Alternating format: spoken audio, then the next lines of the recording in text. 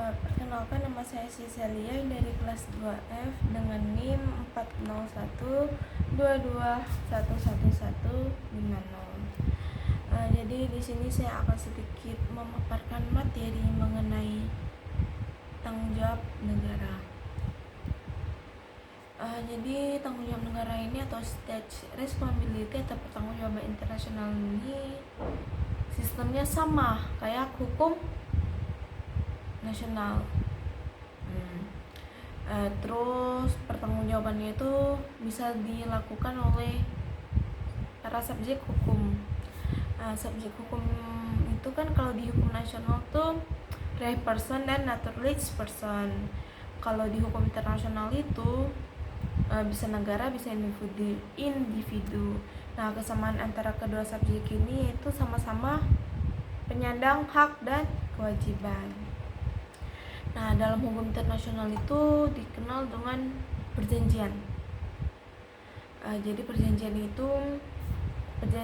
internasional atau traktat itu merupakan perjanjian yang dilakukan oleh dua negara atau lebih. Terus perjanjian itu bisa dalam bentuk tertulis maupun tidak tertulis. Yang tertulis tuh kayak perjanjian PBB. Kalau yang nggak tertulis ya kebiasaan internasional. Kebiasaan internasional kayak menggunakan bendera putih itu untuk menyatakan menyerah dalam berperang, mengakhiri perang.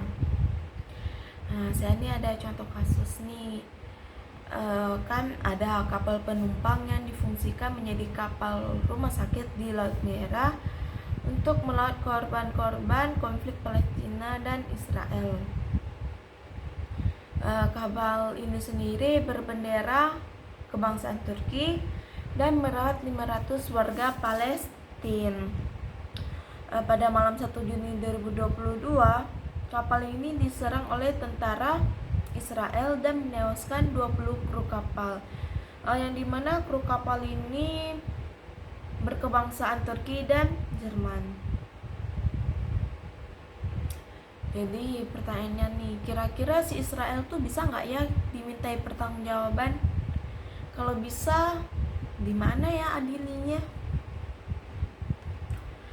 Jadi untuk meminta pertanggungjawaban negara itu, kita tuh harus memastikan bahwa negara tersebut itu sudah melanggar kebiasaan internasional atau perjanjian internasional.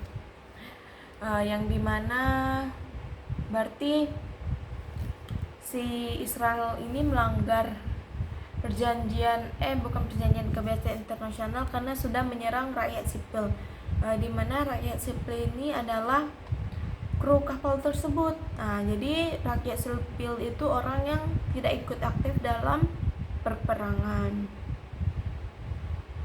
Terus kan si warga sipil itu bukan orang yang merupakan anggota militer atau anggota bersenjata.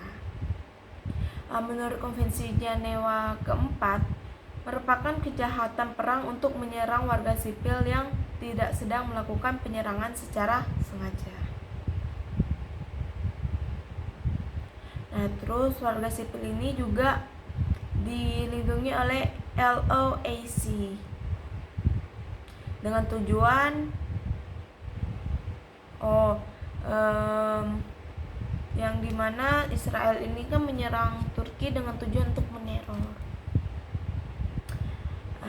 Jadi di sini Israel bisa dimintai pertanggungjawaban karena sudah melanggar kebiasaan internasional ataupun perjanjian internasional, perjanjian perang. Karena dalam perang itu ada juga syarat-syaratnya, banyak syaratnya. Di antaranya salah satunya yaitu nggak boleh nyerang warga sipil. Jadi di sini siapa sih yang bisa menuntut si Israel? Jadi yang bisa menuntut itu ya Turki dan Jerman. Kenapa? Karena Turki dan Jerman itu yang paling dirugikan. Terus kalau kita mau nuntut si Israel, si Turki sama si Jerman nih mau nuntut Israel, nuntutnya tuh di mana ya? Jadi kalau si Turki sama Jerman mau nuntut Israel, nuntutnya tuh di pengadilan internasional. Pengadilan internasional. Jadi Mahkamah Internasional kita tuh merupakan salah satu badan pelengkapan PBB yang berkedudukan di Den Haag. Den Haag itu suatu daerah di Belanda, yang dimana para anggotanya tuh terdiri atas ahli hukum terkemuka, yakni 15 hakim yang dipilih dari 15 negara berdasarkan kecakapannya dalam hukum, dan masa jabatan mereka tuh selama 9 tahun. Nah, jadi kesimpulannya itu si Israel tuh bisa dimintai pertanggungjawaban karena sudah melanggar kebiasaan internasional. Terus yang bisa menuntut Israel itu Turki dan Jerman, karena Turki dan Jerman lah yang paling dirugikan oleh Israel.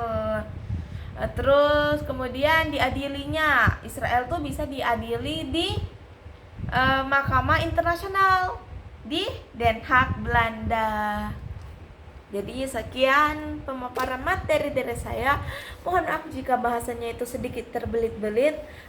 Di sini saya juga masih belajar. Bye bye. Terima kasih.